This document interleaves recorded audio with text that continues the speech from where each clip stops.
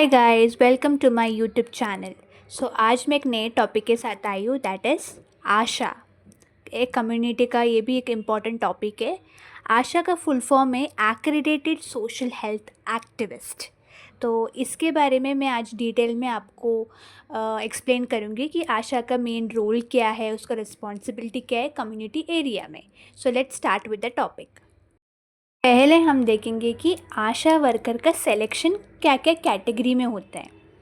Asha can be a women, married, widow, divorced. ASHA worker एक women होनी चाहिए, हम मेल को आशा वर्कर नहीं बना सकते।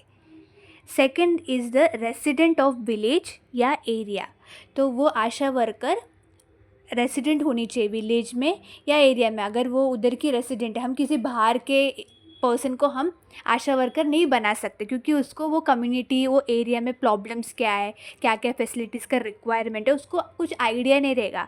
अगर वही रेसिडेंट में रहने वाली कोई फीमेल रहेगी तो उसको क्या क्या ज़रूरतें हैं, क्या क्या फैसिलिटीज़, क्या क्या इक्विपमेंट्स का रिक्वायरमेंट है, उसे अच्छे से पता होगा। Third point is age. उसका एज 25 to 45 ईयर्स के बीच में होना चाहिए। Education at least up to 8th standard, वो 8th स्टैंडर्ड तक पढ़ी लिखी होनी चाहिए।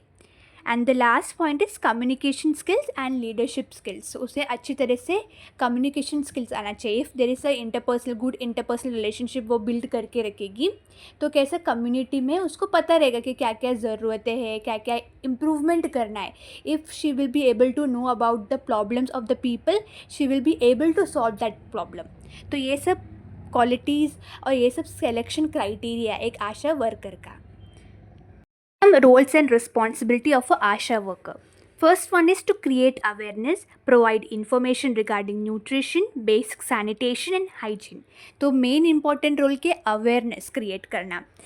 मेनली हम एक एग्जांपल लेंगे, जैसे अभी कोविड आया, तो अगर वो आशा वर्कर कोविड के बारे में अवेयरनेस क्रिएट करेगी, उनको कम्युनिटी को बोलेगी कि कैसा हमें डिस्टेंस मेंटेन करना है, मास्क पहनना है जब भी एक घर से बाहर निकलेंगे। अगर वो अवेयरनेस क्रिएट करेगी तो लोगों में सुरक्षिता और सेफ्टी रेस होगा।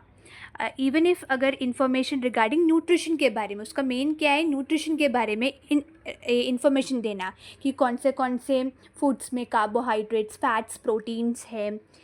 देन बेसिक सैनिटेशन, कैसे अपने सराउंडिंग एरियाज़ को क्लीन रखना है, हाइजीन मेंटेन करना है। अगर टॉयलेट्स यूज़ कर रहे हैं तो कैसे उसे मेंटेन करके रखना है ताकि इन्फेक्शन, कम्युनिकेबल डिजीज़ेस ना हो।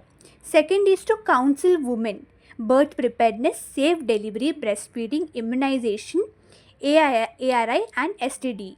अभी ज़्यादातर वुमेन को बर्थ प्रिपेयर्डनेस, कैसे बर्थ के पहले प्रिपेयर रहना है, उसे सेफ डिलीवरी का प्रोटोकॉल कैसा है, breast feeding, proper breast feeding techniques क्या क्या है, फिर इम्यूनाइजेशन, बच्चे को किस टाइम पे, कौन से एज में कौन सा वैक्सीन प्रोवाइड करने, या फिर ARI में एक्यूट रेस्पिरेटरी इन्फेक्शन क्या क्या है, STD के क्या क्या प्रॉब्लम्स है, क्या है STD, उसके बारे में अगर डिटेल्ड इन्फॉर्मेशन अगर एक आशा वर्कर काउंसिल करेगी या फिर अवेयरनेस क्रिएट करेगी, वो सब कम्युनिटी को एक ज़्यादा हेल्पफुल रहेगा।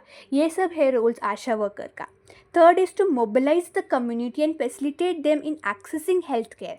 और जहाँ जहाँ के कम्युनिटी एरिया में उनको बोलना है कि कितने सारे हेल्थ केयर फैसिलिटीज़ अवेलेबल है, उसका जाके यूज़ करो, ताकि क्या है आगे जाके कोई प्रॉब्लम ना हो, ताकि पहले से डिटोरेट अपना जो मैटरनल इनफैक्ट मोर्टेलिटी रेट जो इतना बढ़ रहा है वो रिड्यूस हो जाए, ये सब हेल्थ केयर सर्विसेज यूज़ करके। तो ये सब रोल है आशा वर्कर का। Next role is she will work with village health sanitation committee. एक क्लीनिनेस एरिया सैनिटेशन कमिटी भी रहेगा, उसके साथ भी वो वर्क करेगी। Accompany pregnant women and children requiring treatment. जो प्रेग्नेंट वुमेन जैसे प्रीनेटल चेकअप्स होते हैं तो उनके साथ वो आशा वर्कर जाएगी। और जो चिल्ड्रन को जहाँ पर इम्यूनाइजेशन शेड्यूल, जैसे उसका अगर एज 0 to 25 है तो इम्यूनाइजेशन का जो टाइम है वो बच्चे के साथ भी जाएगी इम्यूनाइजेशन शेड्यूल का या वैक्सीन लगाने के लिए। Then is medical care for minor health problems like diarrhoea, fever, DOTS therapy, injury. तो अगर छोटे छोटे अगर हेल्थ प्रॉब्लम्स हो, जैसे डायरिया वगैरह हुआ तो ORS ट्रीटमेंट दे सकते हैं, फीवर हुआ तो एक सादा पैरासीटामोल दे सकते हैं, टैबलेट डोलो दे सकते हैं। तो ये अगर ये सब एक कम्युनिटी में चल रहा है, तो वो माइनर चेकअप भी कर सकती है ASHA worker if she has a proper knowledge regarding that all. She act as a depot holder for essential drugs, ORS, delivery kit, contraceptive pills etcetera. Depot holder means उसके पास ये सब आइटम्स रहता है, अपने एक बैग रहता है उनके पास, कम्युनिटी बैग, उसमें ये सब चीज़ें भी उनके हाथ में रहता है. जैसे कि अगर एसेंशियल ड्रग्स कुछ, जैसे कि छोटे छोटे अगर वॉमिटिंग, डायरिया या फिर फीवर के लिए मैंने जैसे बोला पैरासीटामोल रहेगा उसके हाथ में, ORS रहेगा अगर बच्चे को डायरिया हुआ, नौशिया, वॉमिटिंग हो रहा है, फिर डिलीवरी किट रहेगा, फिर कॉन्ट्रासेप्टिव पिल्स भी उसके हाथ में रहेंगे. Next is inform about birth, death, unusual health problems. उसका एक चार्ट बनाती रखती है जिसमें कम्युनिटी में कितना डेथ्स हुआ, कितना बर्थ हो रहा है, सो दैट अगर कोई, मोस्टली कैसे प्रोटोकॉल है कि कोई चेकअप्स के लिए, कोई ऐसे इन्फॉर्मेशन डेटा के लिए आता है कि कम्युनिटी में कितना बर्थ रेट ज़्यादा है, डेथ रेट ज़्यादा है, जो वो उसको कैलकुलेशन के हिसाब से वो इन्फॉर्मेशन देती है उनको.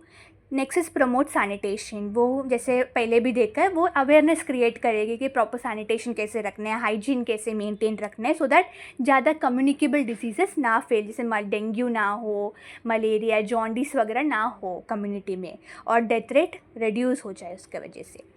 Last is the role can be enhanced by training, example newborn care, child care etcetera. तो ये सब भी उसका मेजर रोल है. अगर आपको मेरा ये टॉपिक अच्छा लगा तो don't forget to like, subscribe, और फिर मिलते हैं अगले नया वीडियो में. तो बाय, थैंक यू.